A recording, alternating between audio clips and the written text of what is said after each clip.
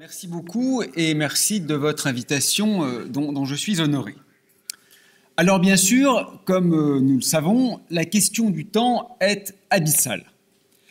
Je vais ici très superficiellement l'aborder à travers quelques petites réflexions essentiellement scientifiques et marginalement philosophiques. C'est évidemment de la question des temps dont il faudrait parler, et derrière l'homophonie vraisemblablement fortuite de la question de l'étang précisément.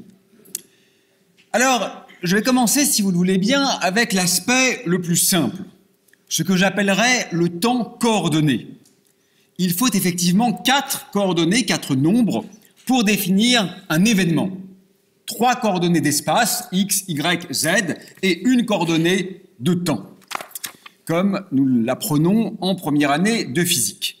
C'est, pourrait-on dire, la vision spatiale du temps à la Bergson. La théorie qui permet de penser aisément cette espèce de bloc d'espace-temps, c'est la relativité restreinte. Sa véritable originalité, son fondement profond, c'est en quelque sorte d'être la première théorie de jauge de l'histoire. Ça, c'est très intéressant, parce que le concept de jauge, en termes clairs, simples et aisés à appréhender, c'est celui de symétrie, autrement dit de transformation qui ne change rien. Je prends un cylindre, je le tourne, c'est une symétrie. Une théorie de jauge, c'est précisément un modèle qui se fonde en son socle sur l'idée de symétrie. Ce sont les concepts que l'on trouve à la base aujourd'hui de la physique des particules élémentaires. Par exemple, l'interaction nucléaire faible est décrite par une invariance par rotation dans un espace abstrait dont les vecteurs de base seraient l'électron et le neutrino. Mais fort heureusement pour notre intuition, le cas de la relativité restreinte est beaucoup plus simple. Beaucoup plus simple parce que la symétrie dont il est question est très aisée à comprendre. C'est d'abord l'invariance des lois par déplacement spatial. Autrement dit, les lois sont les mêmes partout. Quand Isaac Newton énonce les Principia, il ne dit pas F égale ma à Cambridge, mais c'est évidemment aussi vrai à Genève et à Grenoble. La seconde symétrie fondamentale, c'est l'invariance des lois par déplacement temporel. Autrement dit, les lois ne dépendent jamais du temps. Bien sûr, les solutions dépendent du temps. Si je lâche une pierre, sa position va évoluer avec le temps. X égale 1/2 de gt carré, souvenez-vous. Il n'en demeure pas moins que la loi elle-même est bien évidemment toujours la même. Quand Newton énonce les Principia, il ne dit pas non plus F égale ma en l'an de grâce 1687. C'était vrai hier et ça restera vrai demain. Pourquoi ? Parce que ce sont des lois. C'est la définition même d'une loi d'être invariante suivant le lieu et suivant le moment. Ce pourrait être faux d'ailleurs. On entrerait alors dans une sorte d'anarcho-légalisme qui serait tout à fait intéressant, peut-être même fascinant, mais qui ne semble pas être à l'œuvre dans ce monde. Ce que j'énonce, c'est finalement la condition de possibilité d'une intelligibilité physico-mathématique du réel. Et le petit miracle, c'est que cette simple hypothèse, qui est extrêmement naturelle, qu'on pourrait presque ne pas faire, eh bien, suffit à fonder la relativité restreinte et à permettre l'émergence d'un certain nombre de résultats qui sont aujourd'hui très bien compris et très bien testés, mais néanmoins contre-intuitifs. Par exemple, ces phénomènes bien connus de dilatation du temps. Vous savez que si ma montre était parfaitement synchronisée par rapport à la vôtre quand je suis entré dans l'amphithéâtre, du simple fait que je déplace ma main, il y a une désynchronisation qui a lieu. Le temps ne s'écoule plus exactement de la même façon pour vous et pour moi si je me mets en mouvement. Vous savez que chacun ou chacune d'entre vous pourrait devenir plus vieux ou plus vieille que ses propres parents, si tant est que ces derniers soient encore en vie, bien sûr, à condition que les parents en question fassent un petit voyage spatial à des vitesses suffisamment élevées. Il s'écoulerait par exemple 50 ans sur Terre, 50 secondes pour vos parents, et à la retrouvaille, vous êtes effectivement plus âgé que ces derniers. Tout cela choque en quelque sorte notre vision intuitive du temps, mais ce sont les fondements de la physique du XXe siècle qui sont aujourd'hui parfaitement sous contrôle.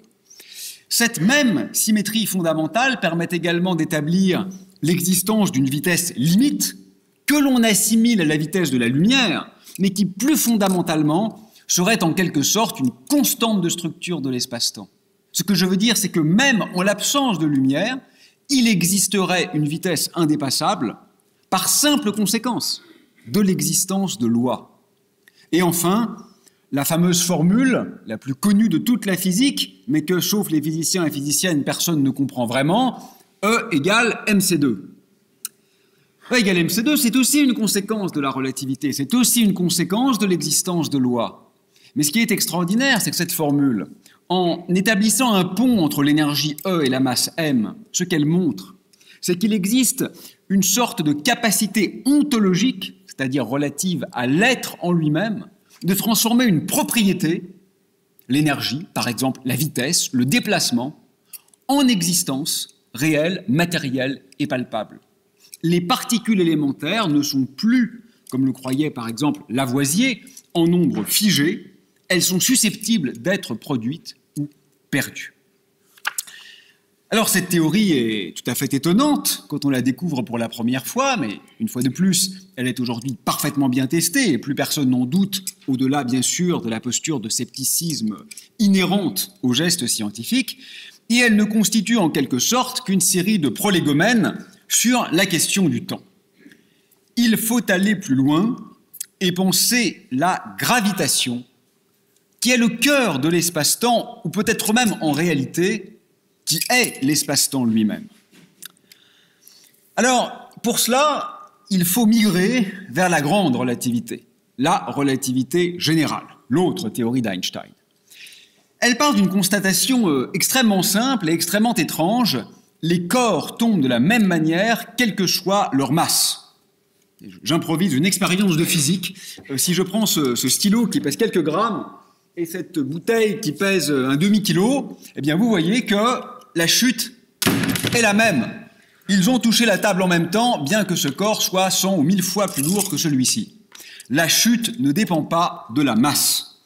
Et la bonne manière de comprendre ceci, nous montre Einstein, c'est qu'en réalité, les trajectoires ne doivent plus être pensées, comme le proposait Newton, en termes de force agissant sur les corps, mais en termes de déformation de l'espace qui, alors, et de façon parfaitement naturelle, agit de la même manière sur tous les corps.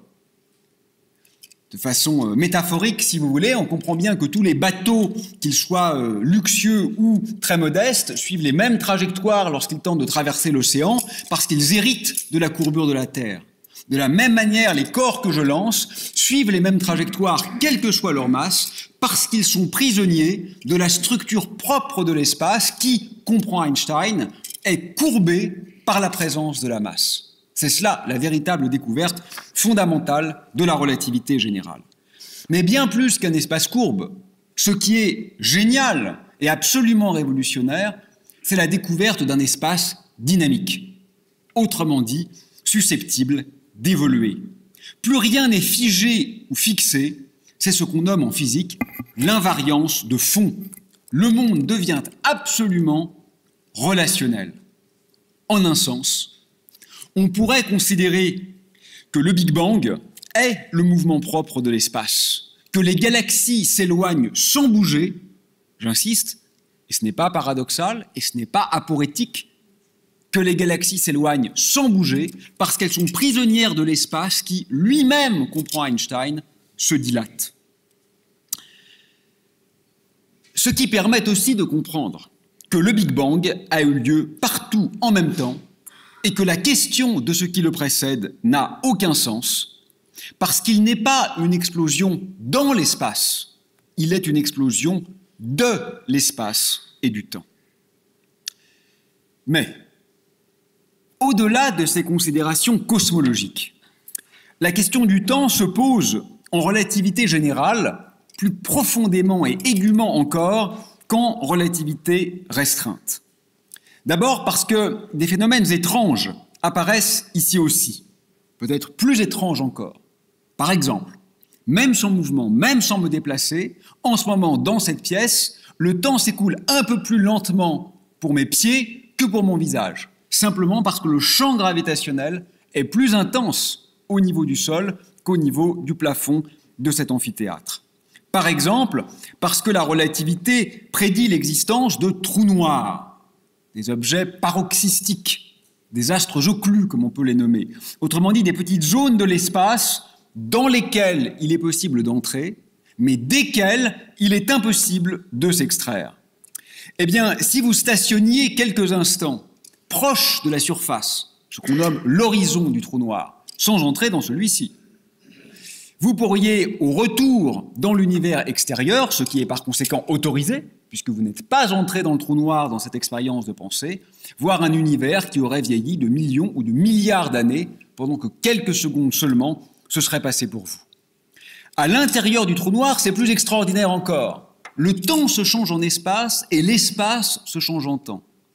Et si tant est que le trou noir ne tourne pas, la singularité centrale marque en réalité, littéralement, ce n'est pas une métaphore, l'achèvement du temps. Voilà qui peut légitimement nous étonner ou nous surprendre, mais qui relève néanmoins d'une science cohérente, bien comprise et relativement consensuelle quant à ses conséquences. Ce qui est plus fondamental encore, à mon sens, ce qui est essentiel en fait en relativité générale, c'est que le temps y devient indiscernable de l'espace. En un sens, il faut penser en termes purement relatifs et stricto sensu se passer du concept de temps. C'est un peu cela, la grande leçon de la relativité générale. Nous sommes en quelque sorte des habitants du champ gravitationnel en lieu et place de l'espace-temps. Je me permets de vous faire remarquer que se passer du temps, ce n'est pas si étonnant que cela. Déjà en physique classique, sans relativité, avec ce que nous avons appris au lycée, remarquons qu'on n'accède jamais au temps en lui-même. En fait, on ne mesure que des corrélations entre les systèmes physiques. Si je vous dis par exemple que cette conférence se termine dans 45 minutes, ce que je veux en réalité signifier, c'est que le spiral de ma montre va faire à peu près 10 000 oscillations pendant le déroulé de mon exposé.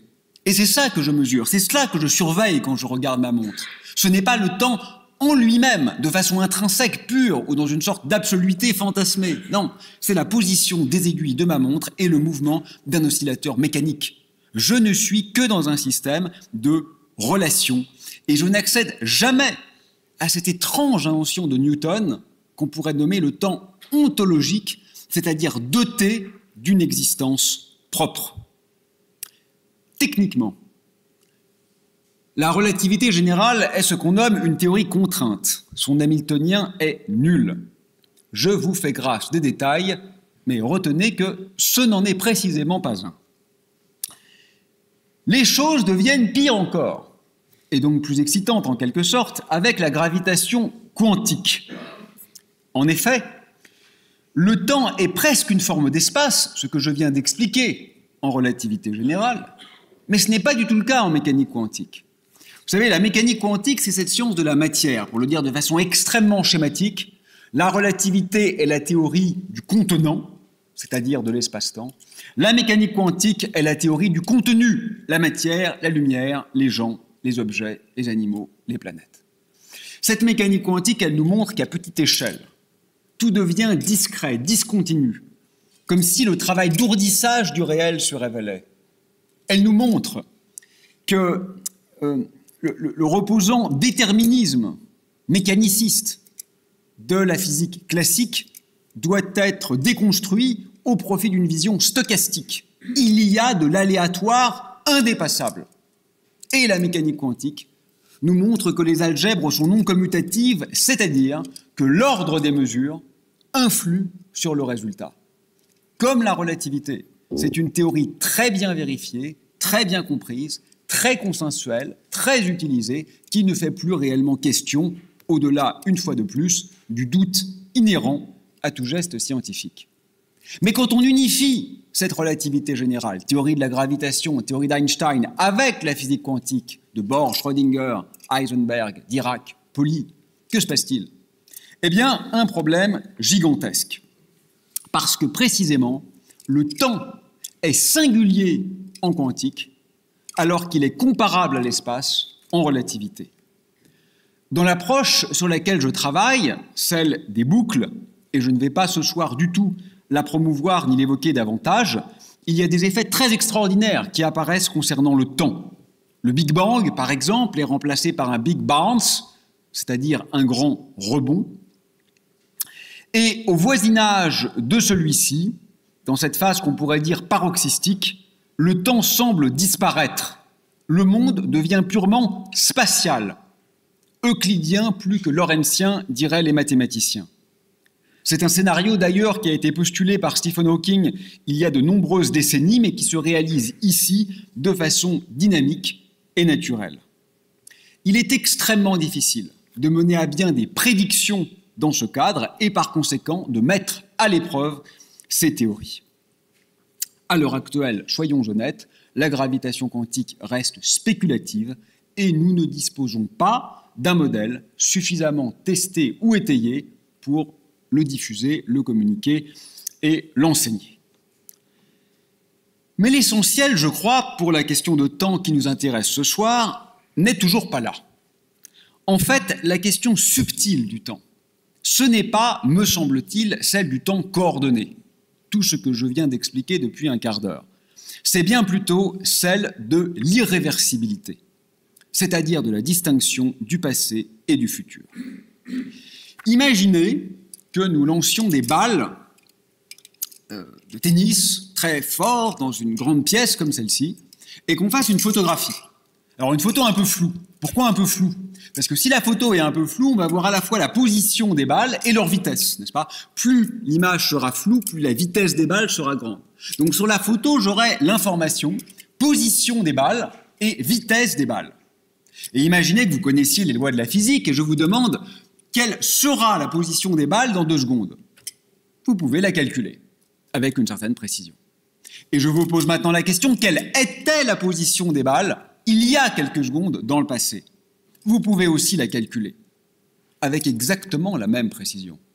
Vous connaissez exactement aussi bien ou aussi mal le passé que le futur que le passé. Pourtant, vous savez ce que vous avez mangé il y a une semaine, si vous avez une bonne mémoire. Vous ne savez pas ce que vous allez manger dans une semaine. Pourquoi? C'est ça la question fondamentale. Pour le dire comme Carlo Rovelli, le physicien génial, pourquoi nous souvenons-nous d'hier et pas de demain? Et ne me répondez pas parce que hier a déjà eu lieu et pas demain. Ça, c'est précisément ce qu'on veut comprendre. Ça, c'est pas une explication, c'est une constatation. Mais les lois fondamentales de la physique nous donnent exactement la même information sur le passé que sur le futur.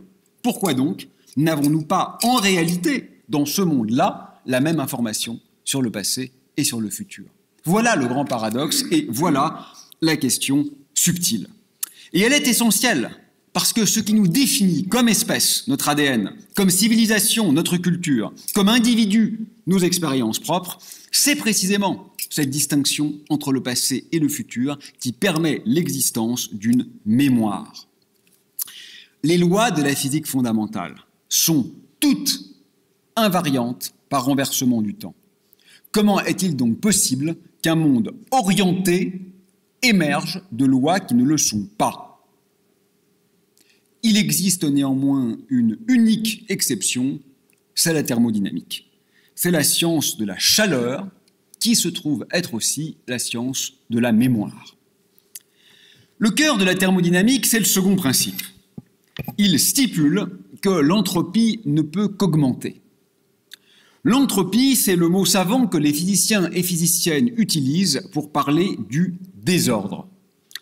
Plus précisément, c'est le nombre d'états microscopiques, petits si vous voulez, quand on regarde bien, qui correspondent au même état macroscopique, celui que j'observe sans mon microscope. L'état macroscopique, c'est ce qui nous importe. Pour moi, par exemple, en ce moment, ce soir, l'état macroscopique, c'est le nombre de personnes dans cet amphithéâtre. L'état microscopique, ça serait au contraire la position exacte de chacun et chacune d'entre vous. Ça serait l'ordre dans lequel vous êtes assis. Mais si on fait le petit calcul en supposant qu'il y a environ 500 personnes ici, il y a factoriel 500, ce qui fait à peu près 10 puissance 124 manières différentes de vous asseoir dans cet amphithéâtre. Autant d'états microscopiques pour le même état macroscopique. Si vous sortez tout à l'heure, quand il fera noir, et que vous allez regarder les étoiles, enfin ce qu'il en reste dans ce monde à l'agonie défiguré par les fous du ciel, et que vous revenez vous asseoir ici, il y a toutes les chances que vous ne vous asseyez pas dans l'ordre. Je vais appeler ordre, par exemple, du plus jeune au plus vieux. Parce qu'il n'y a qu'une chance sur 10 puissance 124 que vous vous disposiez dans l'ordre chronologique de votre date de naissance. Il y a donc extraordinairement plus de manières différentes d'être en désordre que d'être en ordre. Si donc je vous avais imposé de vous asseoir dans l'ordre, et que vous allez prendre un verre et que vous revenez, vous allez spontanément évoluer vers le désordre. C'est ça, tout simplement, l'augmentation de l'entropie. Pour le dire autrement, pourquoi le lait diffuse-t-il dans le café? C'est le même phénomène, hein. Il n'y a aucune force qui oblige la goutte de lait à se répartir dans le café. Il n'y a aucun principe d'énergie qui impose la dissolution du lait dans le café. Le lait pourrait parfaitement se reformer dans le café sans violer aucune loi de conservation d'énergie, ni aucune inscription des forces fondamentales de l'univers.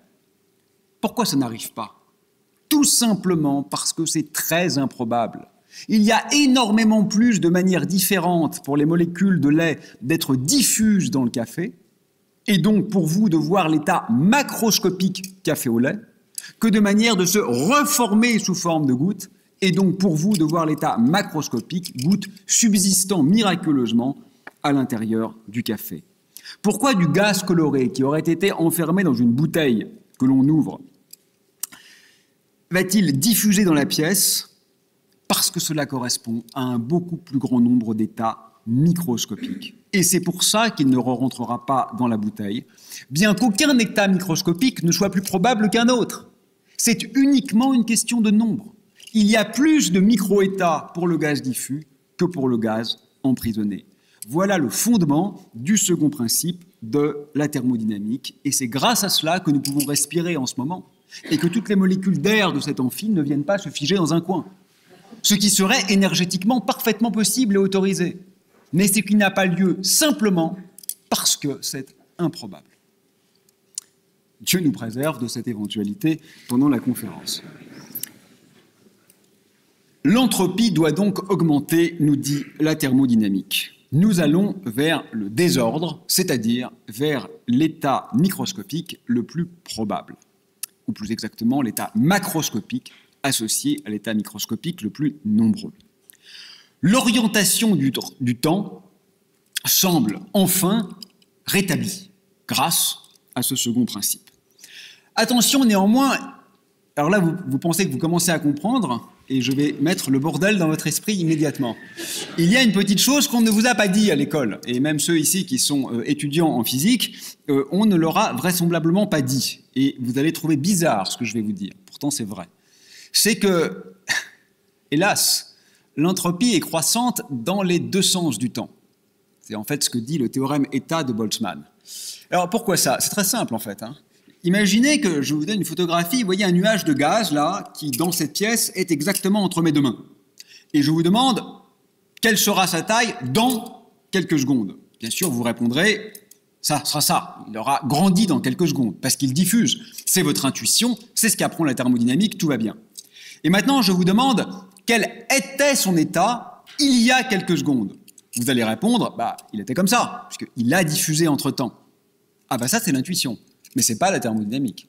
La thermodynamique vous dit exactement le contraire. Elle vous dit non, il y a quelques secondes, le gaz était grand aussi. Ce qui est faux, parce que vous n'avez jamais vu un nuage de gaz spontanément rétrécir. Et pourquoi la thermodynamique répond-elle qu'il y a quelques secondes, le nuage était grand?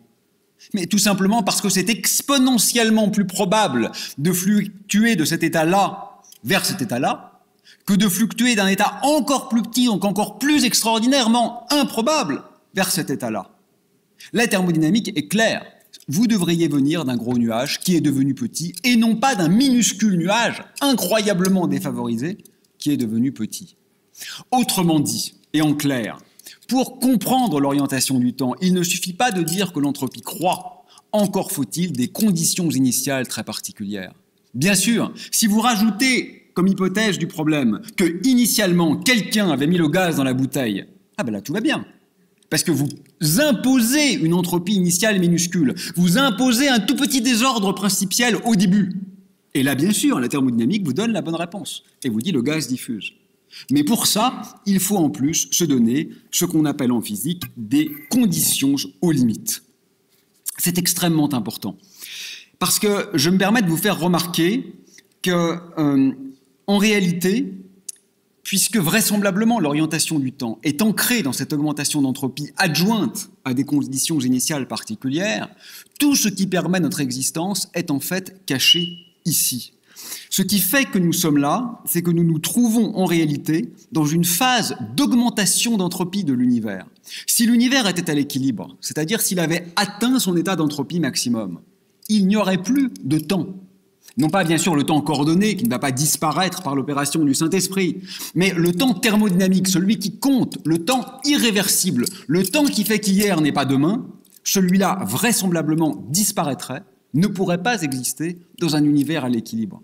Et donc nous non plus, bien sûr, puisque nous sommes une conséquence directe de cette irréversibilité. Je veux donc insister, rien de signifiant n'aurait lieu dans ce monde, ni les étoiles, ni les planètes, ni les galaxies, ni la complexité, ni la chimie, ni les nuages de gaz, etc., si nous n'étions pas dans une phase d'augmentation de l'entropie de l'univers.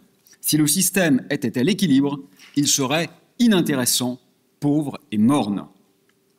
Nous sommes là parce que le Soleil est un point chaud dans un environnement froid. On nous dit à longueur de journée que ce qui nous importe, c'est de recevoir de l'énergie du Soleil, ce qui est vrai, bien sûr. Mais ce n'est que le détail dans l'affaire.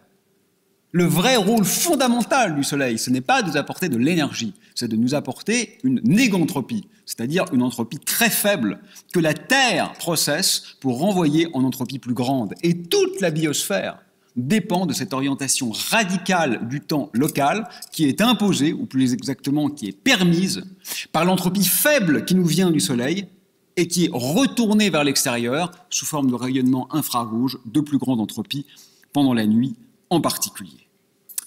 Autrement dit,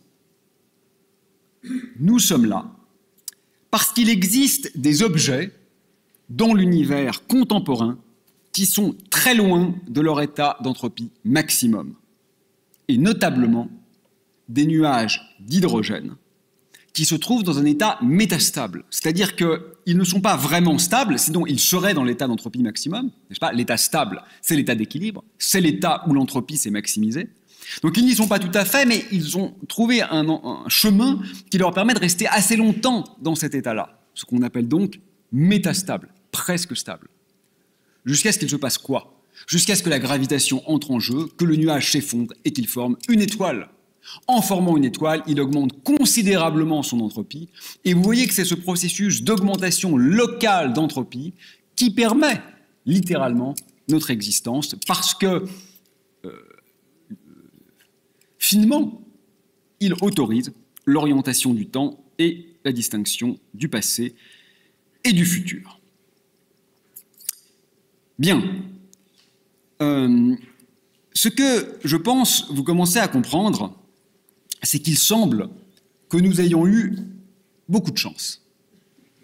Si au cours de l'expansion de l'univers, tout l'hydrogène avait brûlé, autrement dit, si nous n'avions pas un réservoir d'entropie qui puisse encore augmenter et donc orienter le temps, vraisemblablement, nous ne serions pas là. Nous n'aurions pas d'histoire, pas de mémoire et pas de passé. Autrement dit, aucune complexité ne serait envisageable. Alors prenons un peu de hauteur. Je suggère que nous nous posions à partir de cela deux questions. D'abord, l'entropie de l'univers jeune était-elle vraiment faible, comme je le prétends? Et si oui, pourquoi? Naturellement, la réponse à la première question, à savoir, dans l'univers proche du Big Bang, l'entropie était-elle petite? La réponse à cette question semble évidemment positive, puisque je viens de le dire, l'entropie ne peut que croître. Donc il faut donc qu'elle ait été petite au départ. Mais en disant les choses ainsi, je prends le problème à l'envers. Et la question qu'il faut se poser, c'est qu'observe-t-on? Et là, la réponse est un peu embêtante, Parce que vous savez peut-être que nous sommes baignés par un rayonnement dit cosmologique, qui est une sorte de relique de l'univers primordial, émis quelques 400 000 ans après le Big Bang, autrement dit il y a très longtemps, et ce rayonnement présente une entropie maximum. Maximum, c'est pas exactement petit. Donc comment se peut-il que l'entropie initiale ait été faible, puisque je vous le rappelle, elle augmente en ce moment, et c'est grâce à ça que nous sommes là, mais que pourtant nous observions expérimentalement une entropie maximale?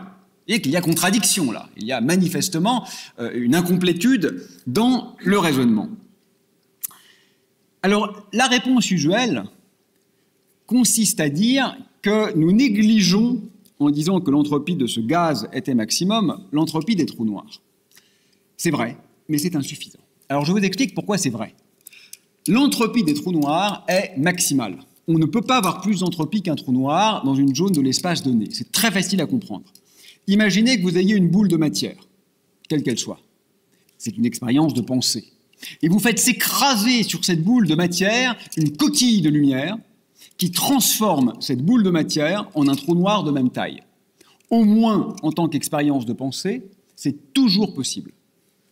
Comme ce processus est irréversible, la thermodynamique nous dit que l'entropie aura augmenté. Et donc vous voyez que puisque l'entropie a augmenté, l'entropie du trou noir est forcément plus grande que l'entropie de n'importe quelle forme de matière, puisque je ne l'ai pas spécifié. Autrement dit, rien ne peut avoir plus d'entropie qu'un trou noir.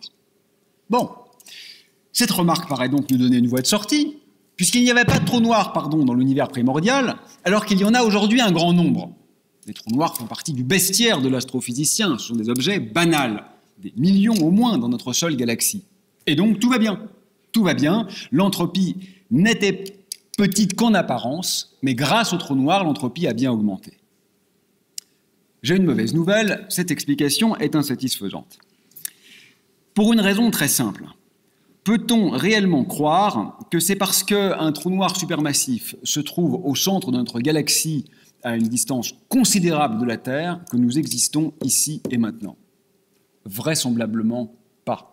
Il faut comprendre les choses de façon locale et non pas parce que des îlots d'entropie considérables se sont formés ici et là dans l'univers. C'est, je crois, une solution insatisfaisante. Alors il existe une explication plus convaincante qui consiste à considérer qu'en réalité, l'entropie était, dans l'univers jeune, à son niveau maximal, compte tenu de ce qui était possible à ce moment-là. Parce que, par exemple, les noyaux lourds ne pouvaient pas encore se former. Il faisait trop chaud.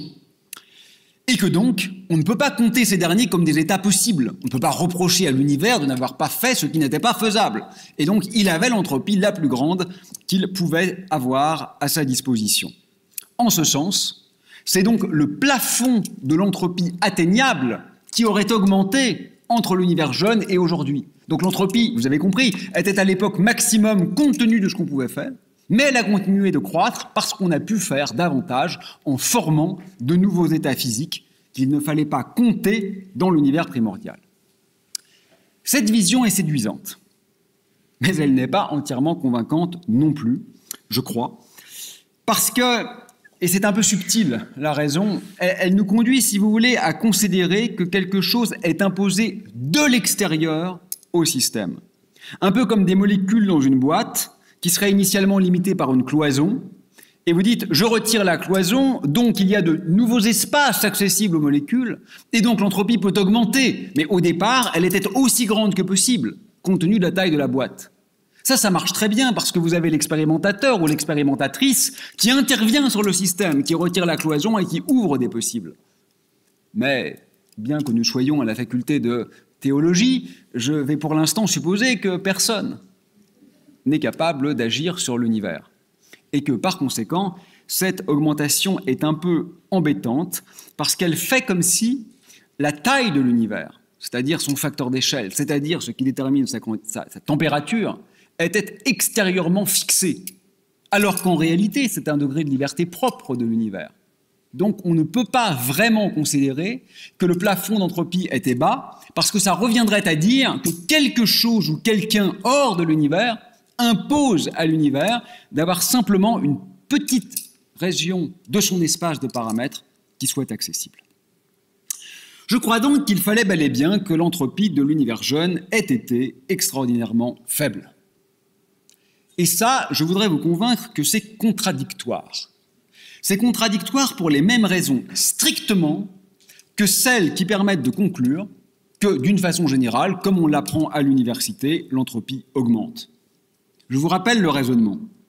L'entropie croît, non pas parce qu'une force l'y contraint, mais uniquement parce que c'est la trajectoire la plus probable.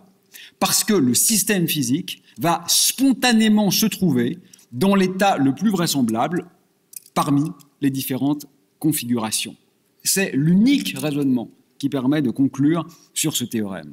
Mais alors, le même argument, littéralement, devrait également permettre de conclure que le système aurait dû, dès le départ, se trouver dans l'état le plus probable. Or, vous avez besoin, pour expliquer tout le reste, de mettre ce que j'appelais tout à l'heure les conditions aux limites, les conditions initiales, en supposant que l'état initial de l'univers était très, très peu anthropique, ce qui revient à dire était extraordinairement improbable. Mais c'est très exactement ce que vous ne voulez pas faire en physique, ça. Supposer de façon ad hoc et arbitraire que vous vous trouvez dans un état qui est hors de l'équilibre, qui est fondamentalement improbable. Nous nous trouvons donc face, bel et bien, à un problème. Il existe des recherches nombreuses en ce sens, avec des solutions relativement simples, par exemple celle du très grand physicien Roger Penrose, qui tente à identifier l'entropie avec ce qu'on appelle le tenseur de Weyl et à conjecturer son annulation proche des singularités. La piste est intéressante, mais je ne souhaite pas la présenter ici en détail. Je peine à la croire fondamentalement concluante. Il me semble que la meilleure explication est, paradoxalement peut-être, à chercher et à trouver du côté de la biologie. Alors d'abord, je voudrais mentionner quelques travaux remarquables qui voient le jour en ce moment dans ce domaine. Je crois qu'ils sont importants parce qu'ils imposent de reconsidérer certains non-dits de nos présupposés métaphysiques. Notamment, cette très étrange hypothèse faite par tous les physiciens et physiciennes, mais jamais mise sur la table, suivant laquelle la nature devrait nécessairement et en toutes circonstances être mathématisable. Cette hypothèse est immense, elle est d'une lourdeur presque insurmontable et pourtant elle n'est jamais formulée tellement elle semble évidente aux praticiens et praticiennes. Sachez quand même qu'au XXe siècle, un scientifique de poids s'y est opposé, c'est Alexander Grothendieck, l'un des plus grands mathématiciens de tous les temps, accessoirement le fondateur de l'écologie radicale, qui pensait plus loin que l'immédiateté, plus loin que le corporatisme, et qui déplorait l'envoûtement aux mathématiques de l'ensemble des sciences et des raisonnements humains, y compris des sciences sociales, dont il considérait qu'il était très important qu'elles ne recourent pas trop aux mathématiques, parce que la pensée binaire est extrêmement réductrice, et pour élégante qu'elle soit, personne ne le conteste, n'aurait peut-être pas vocation à embrasser la totalité du réel. Récemment, justement, il a été souligné que les concepts fondamentaux de la biologie, je ne parle pas là bien sûr de l'évolution des cellules, je parle de l'évolution,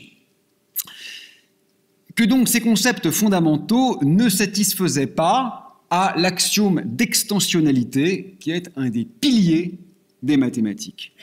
Ce qui pourrait fort bien signifier, je le dis au conditionnel, ce n'est pas consensuel, que la biologie serait en tant que telle hors du champ d'application des mathématiques. Contrairement à la plupart de mes éminents collègues, je trouverais ça plutôt très rassurant et très réjouissant. Il y a de l'ailleurs. Le poétique résiste. L'analyse, néanmoins, j'insiste, reste spéculative et non consensuelle. Plus prosaïquement, pour ce qui nous intéresse ce soir, ce que ça veut dire, ça, c'est que l'espace des configurations en biologie, c'est-à-dire des états possibles, si vous voulez, n'est peut-être pas ici fixé à l'avance, alors qu'il l'est bien sûr en physique. Autrement dit, l'espace des possibles se construirait au fur et à mesure des rencontres et évolutions fortuites. L'émergence d'une nouvelle espèce, par exemple, résulte souvent d'un événement géologique conjointe à l'improbable conjonction de la présence d'un groupe égaré sur un territoire rendu propice qui était totalement imprévisible en tant que tel, inanticipable. Et cela change drastiquement la donne dans ce contexte. Et cela s'inscrit en faux par rapport à toute la méthodologie usuelle de la physique théorique. Ici, en biologie, j'entends, l'envisageable et l'autorisé s'écrivent au fur et à mesure de la progression du texte. La potentialité, qui est le cœur de la pensée biologique évolutive, est un concept fondamentalement dépendant d'histoires par essence imprévisibles.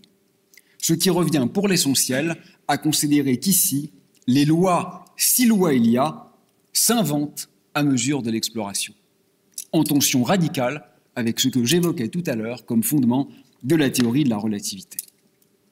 Mais pour la question du temps, à laquelle je veux maintenant revenir, qui nous intéresse ce soir, je crois que ce qui est particulièrement novateur ici est un peu différent.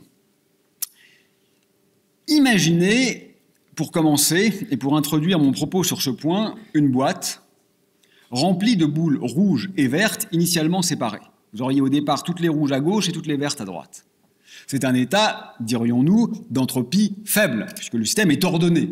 Les rouges ensemble, les vertes ensemble.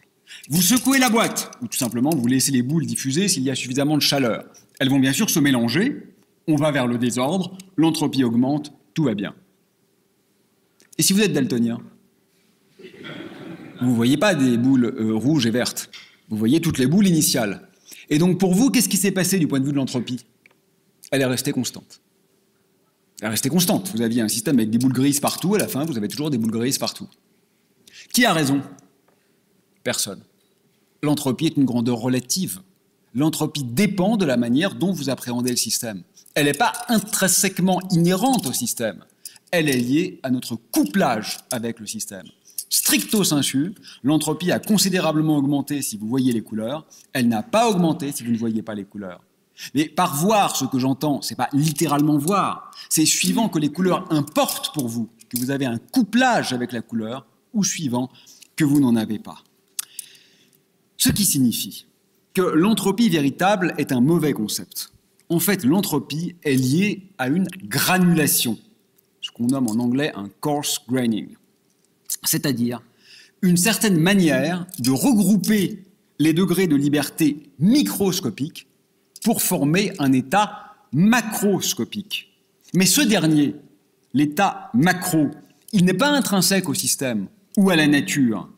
Il dépend en fait de votre interaction avec le système. C'est ça et uniquement ça qui fixe ce qu'est un état macro. Partant de cette remarque, Carlo Rovelli, toujours lui, a proposé une hypothèse révolutionnaire. Il suggère que pour n'importe quelle évolution de l'état microscopique, le petit, le précis, le détaillé, il existe une certaine granulation pour laquelle l'entropie augmente. Je veux vous faire remarquer que cette vision est extraordinairement différente de la proposition usuelle. Habituellement, il est stipulé que l'augmentation de l'entropie permet de trouver quelle est la bonne évolution du système.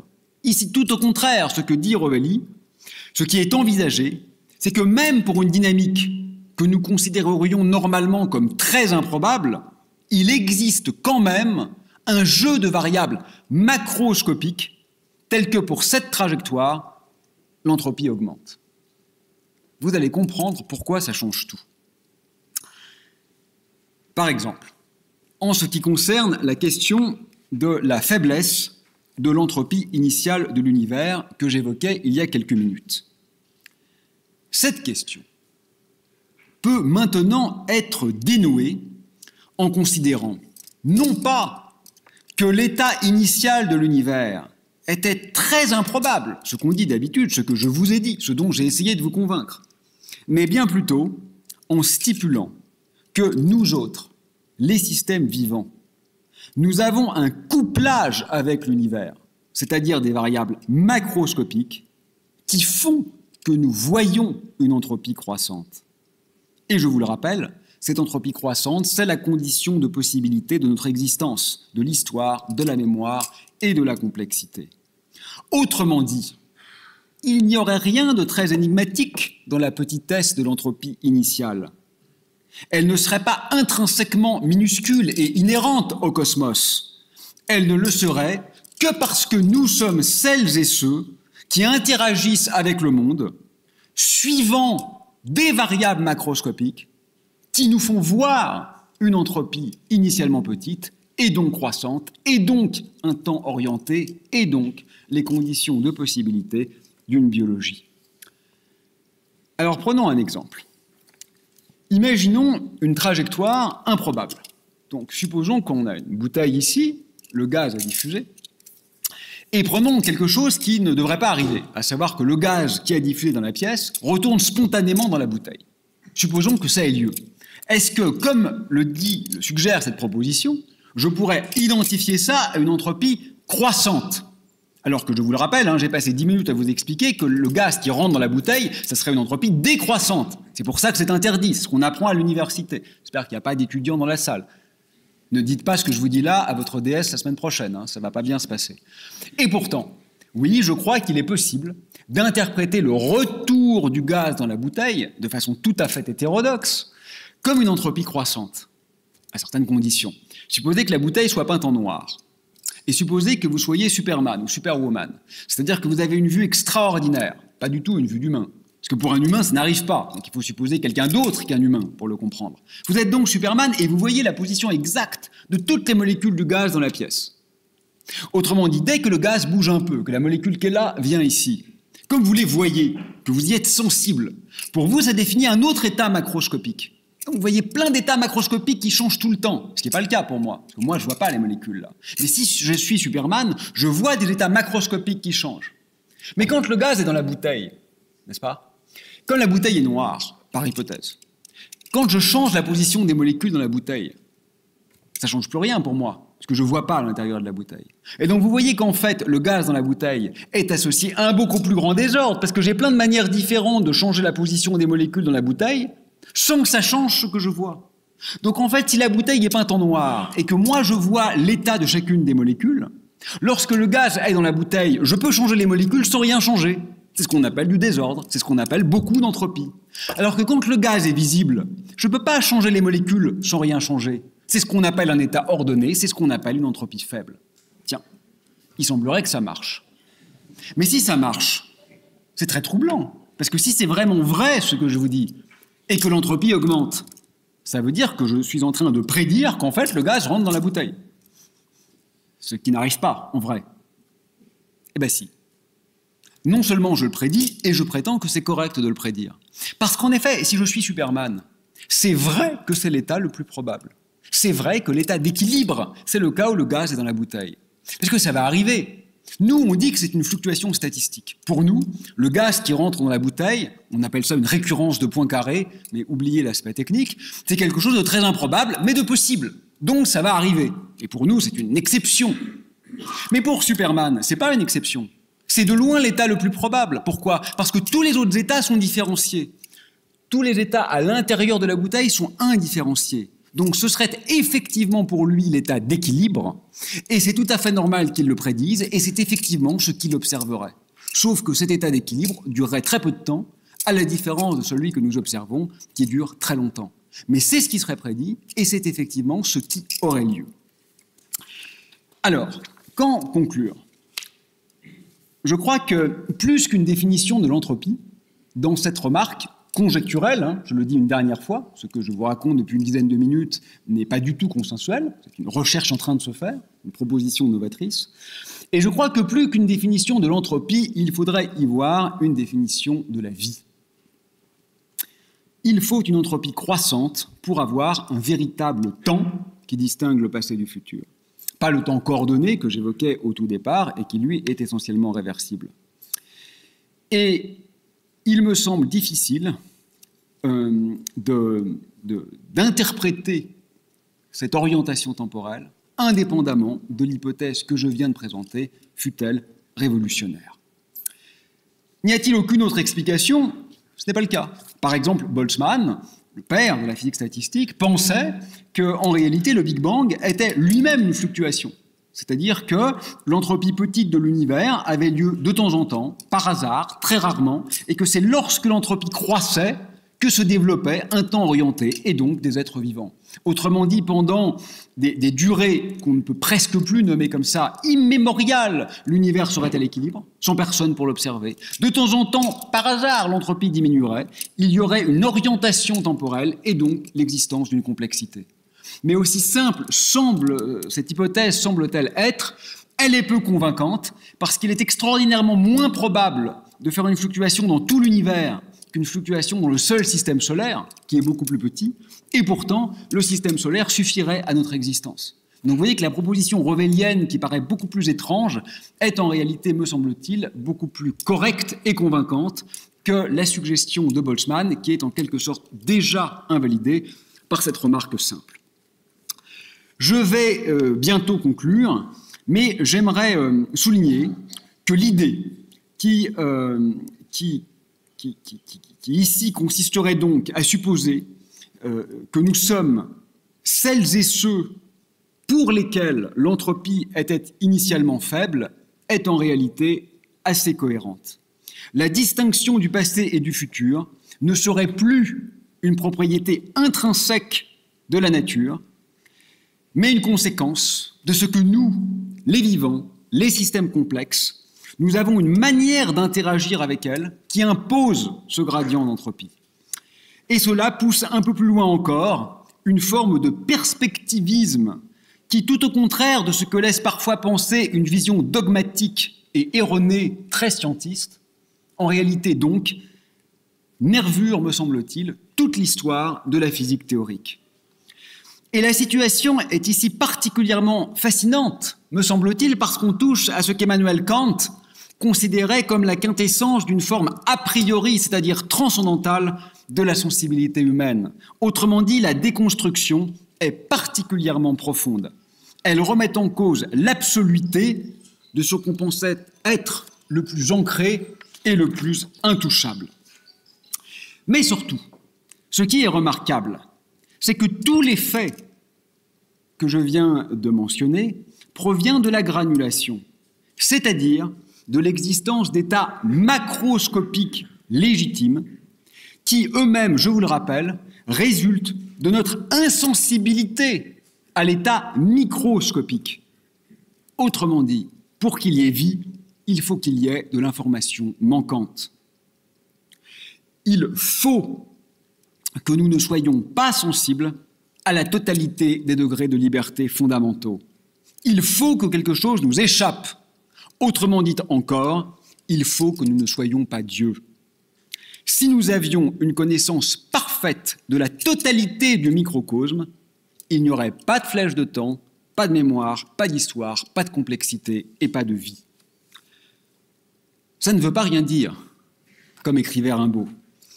Il me semble que la proposition n'est pas sans écho à la pensée du philosophe Jean-Luc Nancy.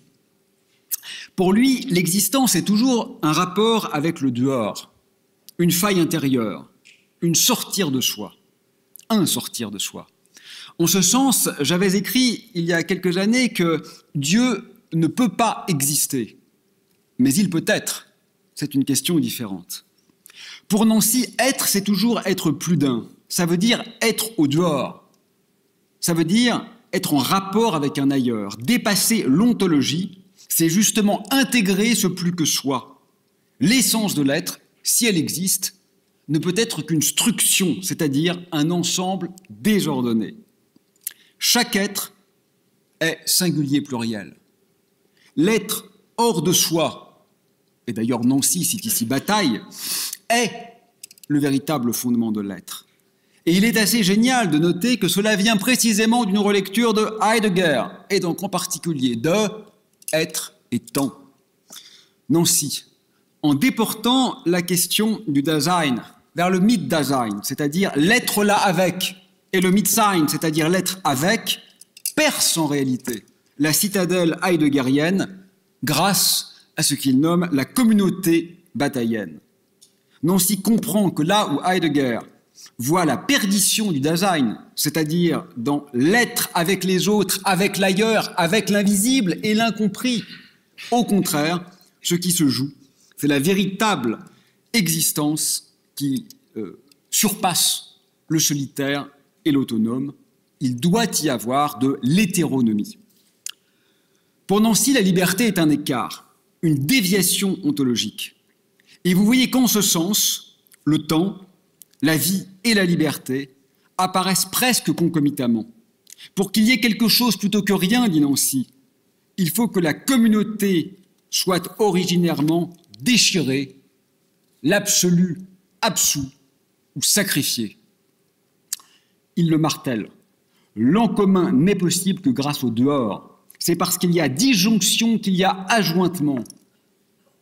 Là où Rousseau affirmait « on les forcera d'être libres », Nancy répond « on forcera à ce que la liberté, comme anarchie couronnée, rende possible le sens ».